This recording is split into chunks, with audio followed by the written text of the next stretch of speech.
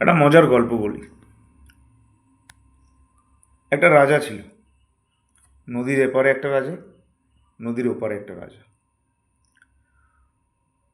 তো একদিন নদীর এপারে যে রাজাটা আছে তার কাছে খবর এলো যে নদীর ওপারের রাজা তাকে অ্যাটাক করবে। তো 100% শিওর অ্যাটাক করবে, এবং তার সৈন্যদের মধ্যে যে হেড আছে বলছে যে রাজামশাই তারা অ্যাটাক করবে, এবং এটুকু 100% শিওর যে আমরা মরে যাব, এবং 3 দিনের মধ্যে ওরা অ্যাটাক করবে। জাস্ট 3 দিন পরে, 3 দিন পরে তারা অ্যাটাক করবে এবং আমরা মরে যাব। আমাদের কাছে আর কিচ্ছু অপশান নেই, কিচ্ছু করার নেই। তারা অ্যাটাক করবে আর আমরা মরে যাব, আমরা পারবো না তাদের সাথে। তখন রাজামশাই বলছে যে আরে ভাই, কিছু তো অপশান থাকবে, কিছু তো অপশান আছে। তখন তাদের মধ্যে একটা সৈন্য, 30-32 বছর বয়স, তখন বলছে এক কাজ করুন রাজামশাই, আমরা আজকেই অ্যাটাক করি। কারণ ছুরি তরমুজের উপর পড়ুক বা তরমুজ ছুরির উপর পড়ুক, কাটবে তো তরমুজ। তা আমরা আজকেই অ্যাটাক করি, কারণ ওরা আজকে প্রিপেয়ার্ড নেই। তাই রাজামশাই ওটাতেই রাজি হয়ে গেল। নদীর ওপারে যাওয়ার জন্য একটা ব্রিজ আছে। তো ওই ব্রিজের ওপারে রাজামশাই সব সৈন্যদের নিয়ে গেল, অস্ত্র নিয়ে গেল। যেই ওপারে পৌঁছেছে তখন রাজামশাই কী করেছে, ওই ব্রিজটাতে আগুন লাগিয়ে দিয়েছে। তখন সবাই দেখে অবাক, বলছে এ কী করলেন রাজামশাই? বলছে হ্যাঁ, নায় মরবো নায় মারবো, ব্যাকে ফেরবার কোনো অপশান নেই। এটাকে বলে কনফিডেন্ট।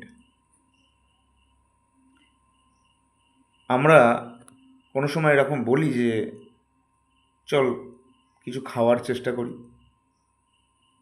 বা কোনো সময় এরকম বলি যে চল বাড়ি ফেরার চেষ্টা করি। বলি বলি না, না? কারণ ওর মধ্যে আমাদের 100% কনফিডেন্ট আছে যে আমরা বাড়ি ফিরবই, রাস্তা জানি, কি নিজের হাতে খেতে পারবো, আমার খিদে পেয়েছে, আমি বুঝতে পারছি। এটাকে বলে 100% কনফিডেন্ট। আমরা সার্কাস দেখতাম, সার্কাসে অনেক সময় দেখা গেছে যে একটা মেয়ে, একটা খেলা হতো যেখানে একটা মেয়ে মাথায় একটা আপেল নিয়ে থাকতো, আর একটা ছেলে অনেক দূরে চোখে একটা কাপড় বেঁধে একটা ছুরি নিয়ে ওই কাপড় বাঁধা চোখে ছুরি নিয়ে এমন টিক করে মারতো যে ওই আপেলটা দুফালা হয়ে যেত। তাহলে ছেলেটার মধ্যে কতটা কনফিডেন্ট থাকতো? I think more than 100%।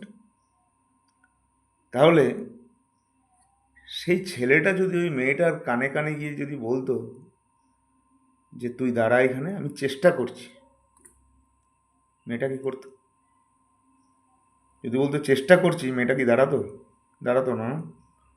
ঠিক তেমনি জীবনে যদি তুমি এটা ভাবো যে আমি চেষ্টা করছি, তাহলে চেষ্টাই করতে থাকবে। তোমার মধ্যে একটা ইনার স্ট্রেংথ আছে, ওই ইনার স্ট্রেংথটাকে তুমি ইউটিলাইজ করছো না। তোমার মধ্যে 100% কনফিডেন্ট আছে, কিন্তু কোনো একটা ভয় তোমাকে সবসময় পিছনে আটকে রাখছে। তাই জীবনে জিততে গেলে ওই ব্রিজে আগুন লাগিয়ে দেওয়ার মতন করতে হবে। রিভার্ট ব্যাক আর অপশান নেই, না মরো না মারো।